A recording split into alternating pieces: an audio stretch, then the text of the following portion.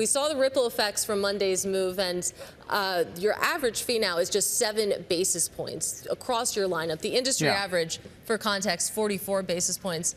Set the scene for us. Why now?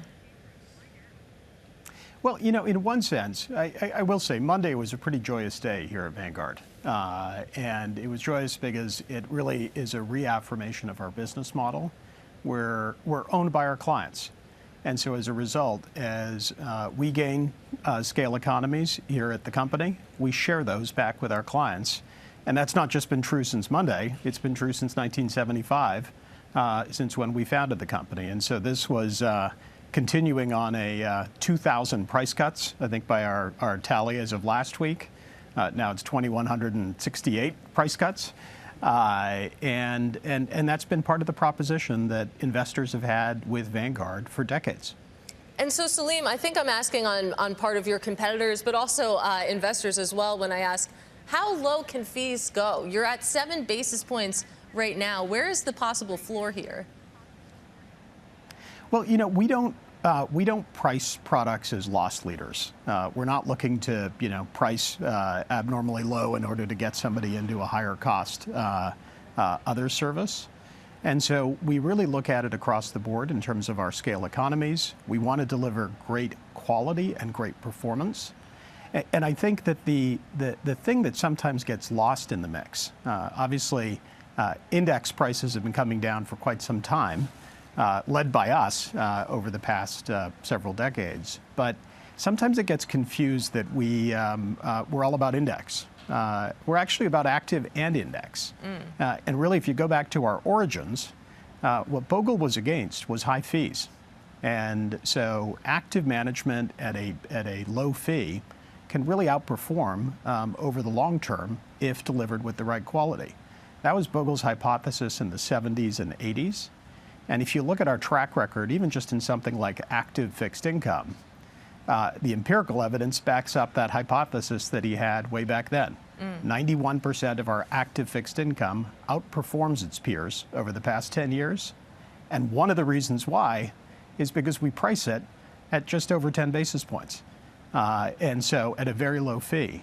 And, you know, when you speak to our fixed income team, to Sarah Devereaux, our CIO, and our teams who run our active fixed income, part of the reason they're able to outperform is they have a much lower headwind from higher fees, and so they're able to take risks in a much better and more disciplined way. And so what this is really about is not just about delivering high-quality index management, but it's really about delivering high-quality investment management at a very low fee. And I think whether you're looking at active fixed income or whether you're looking at index fixed income or index equities, that's really what we've been about. Right. Well, Salim, you make the point that a lot of people probably think of Vanguard and they don't think of active. And you do have, of course, active funds out there, but it's a pretty small percentage of your overall lineup, especially if you take a look at the ETF side of things. Should we expect to see more active fund launches from you? Yeah, you know, our active management, the first Vanguard funds were actually active funds, if you go back to the 70s. And both we manage our active fixed income within Vanguard. We have a whole range of partners, sub-advisors that we work with for our fundamental active equities. And they're unified by the principle of being high quality at a low price. And yeah, Katie, you already have seen us doing a lot more in active ETFs. And I think you've seen that pick up over the past several months, and I hope and expect that that will continue over the next, this year and next year. All right, so we'll keep an eye out for that. You were talking a little bit about, of course, how the ownership structure works at Vanguard, how basically a lot of the extra cash, the extra assets that you generate are funneled towards these fee cuts. But I'm curious, from where you sit, how do you balance lowering fees versus investing in the business? What does that decision tree look like? Yeah, it's something we do very carefully here. This week is all about our fee cuts and giving back to our clients in the form of lower fees. We've also stepped up our investments in things like technology. That's something that really began about 2-3 years ago and is continuing this year and next year. Because we're always trying to balance making sure that we've got high quality products at a low cost And we're delivering the right level of service to clients. We're investing in newer technologies to make our investing even more efficient, to make our client interfaces even more efficient. So that's always a balancing act here at Vanguard, just like it is at many companies, in terms of how do we think for the near term and how do we think for the medium to longer term.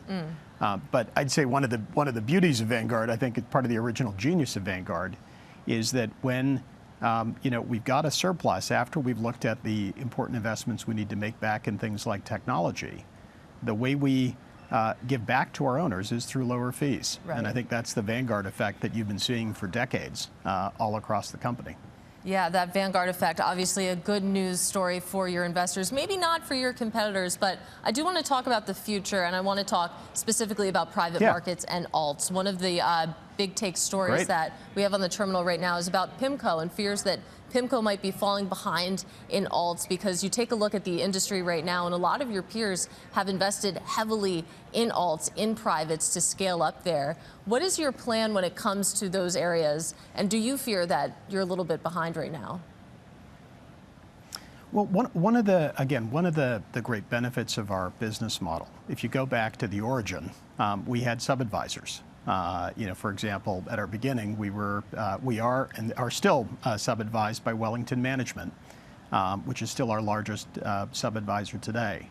And so where we don't have capabilities within kind of Vanguard, we've long had an ability to partner with other firms. To date, we've generally done that in fundamental active equities, but we can do it in things like private markets. And there's lots of discussions and explorations we have underway to see what's possible.